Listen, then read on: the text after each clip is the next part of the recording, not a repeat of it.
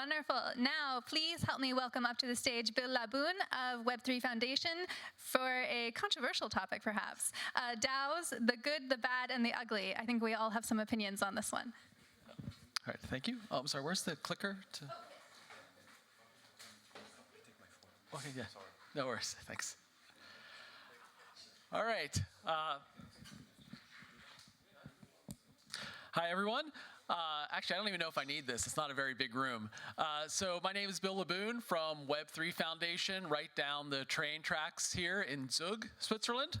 And I'm going to talk about DAOs, and in particular, one specific DAO, the Polkadot DAO, the good, the bad, and the ugly. So just a very quick overview for those people who aren't familiar with Polkadot. So Polkadot is essentially a set of blockchains. It is not a single chain that work together. And we have a relay chain which secures all of them and is secured by a very large DAO, where one dot is one vote in this DAO. And just very quick overview of sort of types of DAOs that are out there. I think there are really three basic types. The first is, you can think of just a Telegram chat and a group of voters where people vote on something and they ask some devs to do something, right? We see this often, right? It doesn't even, I would say this isn't even really a DAO, although a lot of places will call this a DAO. Just, I've got a bunch of Discord accounts or Telegram accounts that are making decisions, and then usually asking someone else to do something on chain. We can then have this essentially the same thing, although in a smart contract, where you have people that vote on something, and then you can prove on chain that a decision was made, but you're still asking, please devs, do something.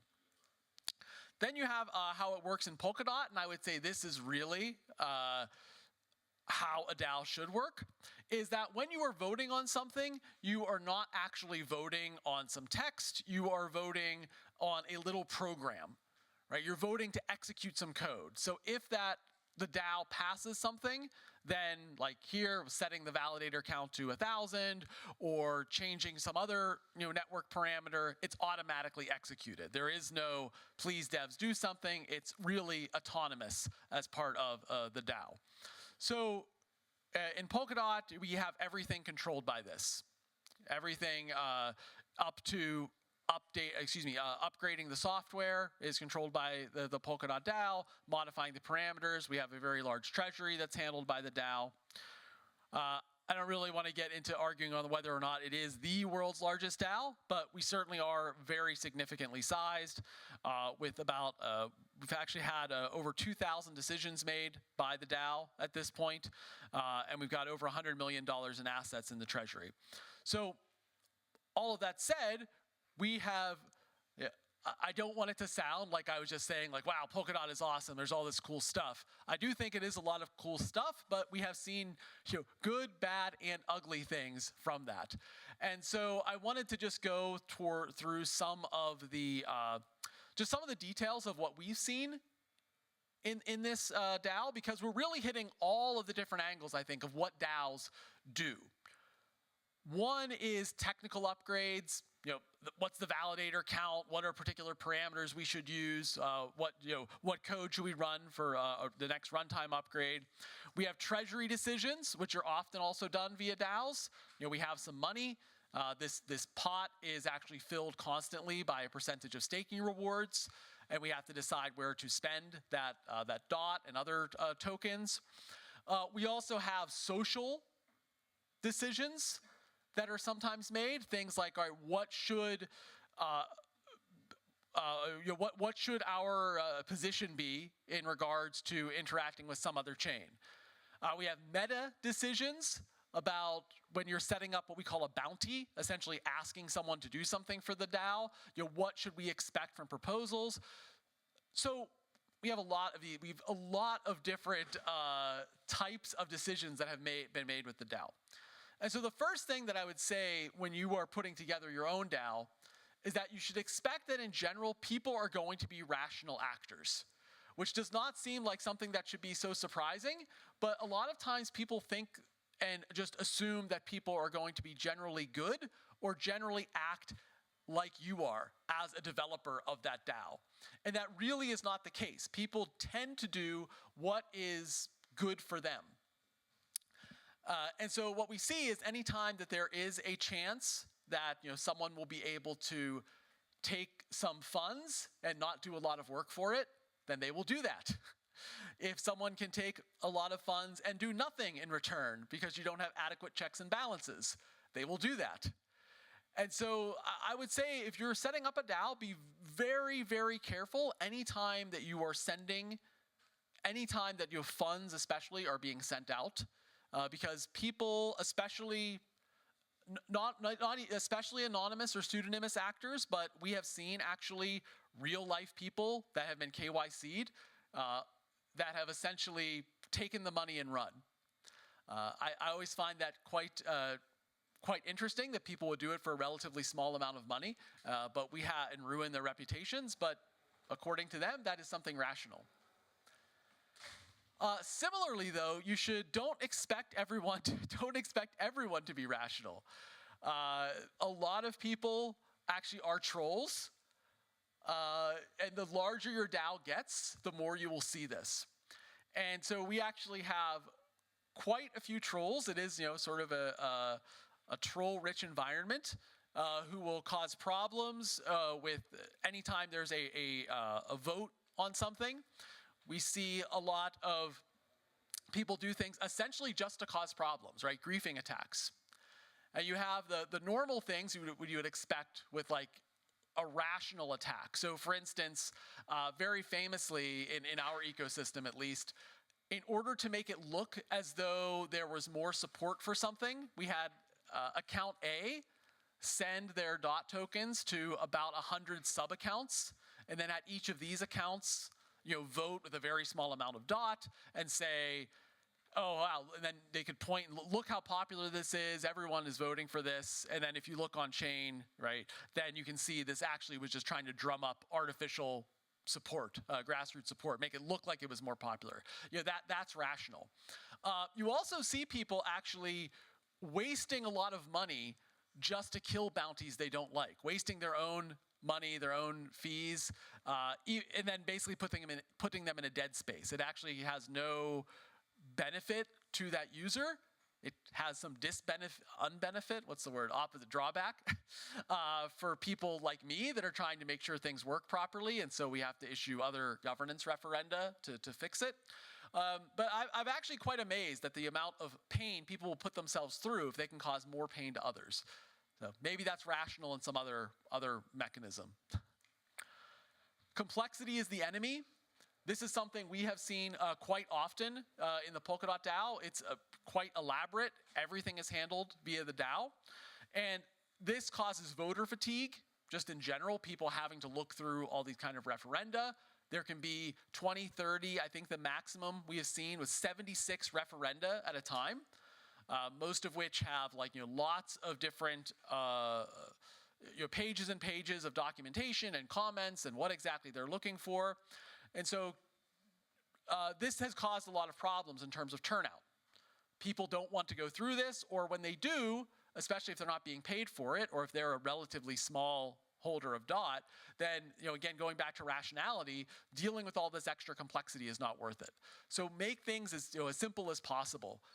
This is something we try to do as we've been continuing with OpenGov, our governance mechanism, is we've seen things like having to renew bounties every 90 days. This is something extra that needs to be done. That's just one more thing that every bounty then has to remember. So any little bit of complexity you add, remember that this is going to happen for every single referendum and for every single person who votes on it. So make it as easy as you can. We like to think that we all live in a decentralized world, but we're still in the process of getting there. And what we see is that with this complexity and with this decentralization, often you do still need coordination. You still do need some people who will go and talk to various actors in the ecosystem, different voters, like people whose job it is, essentially, that doesn't have to be an official position, but whose role is to make hammer out compromises, get team A to talk to team B, realize they should talk to team C, etc. So one thing I think we didn't do was provide enough coordination at the beginning and let the community sort of handle things themselves. And in some ways they did a very good job, but we eventually hired a governance coordinator, and I think that that's actually made a huge difference in monitoring our DAOs, making sure that people are constructively criticizing and constructively working on things and coming to the right decisions. You need to think of the long term. A lot of people, especially in our industry, it can be a very fast-paced industry, and thus you have very short-term views of things. And when you're doing something for a DAO, especially when it's something very large, like keeping the Polkadot network afloat, then you need to think of not just, all right, what does this mean for the next 5 months, but rather, what does this mean for the next 5 or 10 years? And so one of the things we do is that the longer you're willing to lock up your tokens, the more powerful your vote is. We also try to encourage talking to people that have already held their DOT for a long time, and coordinating with them. But something that we have seen actually is actors, often with a lot of DOT, who have very, very, very short-term goals. And this is something that actually be very disastrous to a DAO, because something that is very useful in the next month may actually cause a lot of problems in the long term. So I heard about this actually in the old days of BBSs. So I don't know if anyone here is as old as I am. It was on BBSs, but basically forums.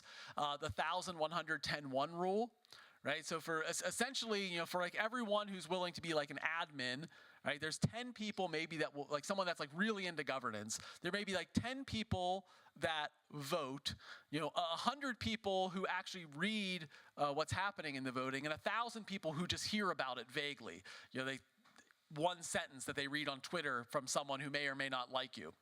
So something to keep in mind, right, as you were discussing things, and this goes sort of back to keeping it simple, is realize not everybody is going to be as deep in the woods, deep in the rabbit hole as you at this 1 or 10 level. There are going to be a lot of people that take whatever you've done for the last 2 months and have to sum it up in one sentence, and that's what they're going to hear about you.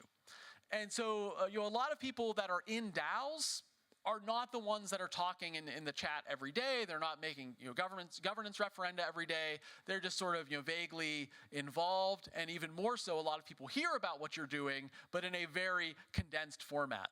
And so trying to make sure that you do things that make sense, not only with a 20-minute discussion, but in a one-sentence discussion, can often be difficult. Be sure to shard. So, Polkadot is a heterogeneously sharded network, but I mean this sharding in terms of personal responsibilities. One of the things that Polkadot lets you do is have a referendum that is voted on by all DOT holders, but it turns out that this is a very inefficient way to do things. I know nothing about marketing. I'm a technical guy, so asking me questions about marketing is probably not the right thing to do. If we have everybody vote on everything, they burn out very quickly.